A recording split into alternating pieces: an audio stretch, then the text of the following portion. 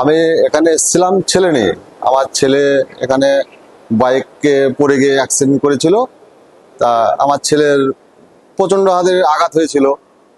তা আমি এসছি এখানে সঞ্জীবন নার্সিংহোম, এটা হচ্ছে ফুলেশ্বর, ফুলেশ্বর সঞ্জীবন নার্সিংহোমে। এখানে এসে আমার ছেলে পুরোপুরি সুস্থ, ছেলের ভালো আছে। আজকে ছেলে ছাড় দেবে, তা ছেলে নিয়ে বাড়ি যাব। নমস্কার, আমি doctor Maheshwar Murmu, consultant neurosurgeon, Sanjeevan hospital.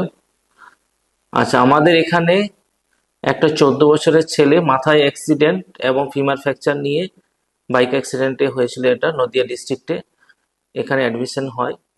Admission হওয়ার পরে ওনার স্ক্যান করা হয়, মাথার সিটি স্ক্যান। সেখানে দেখা যায় মাথার মধ্যে একটা রক্তক্ষরণ হয়ে আছে, যেটা আমরা মেডিকেল ভাষায় বলি এক্সট্রাডুরাল হেমাটোমা, ইডিএইচ।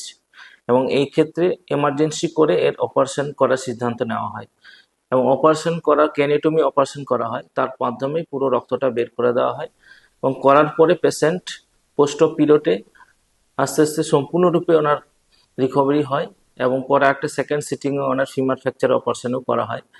তারপরে আস্তে আস্তে পেশেন্টকে আমরা ডিসচার্জ করি এবং পরবর্তীকালে ফলো আপে উনি আসেন। এখন উনি যত স্বাভাবিক জীবনযাপন লাইফ করছেন, লিড করছেন। এখানে ছেলেকে নিয়ে এসে আমি চিকিৎসা করালাম। তা চিকিৎসা খুব ভালো পরিষেবা পেলাম, আমার ছেলে সুস্থ।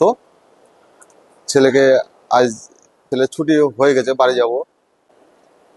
এখানে যে ডাক্তারবাবু আমার ছেলে চিকিৎসা করেছিল, মহেশ্বর মুনমুন বাবু, তা ছেলে আমার এখন পুরো সুস্থ।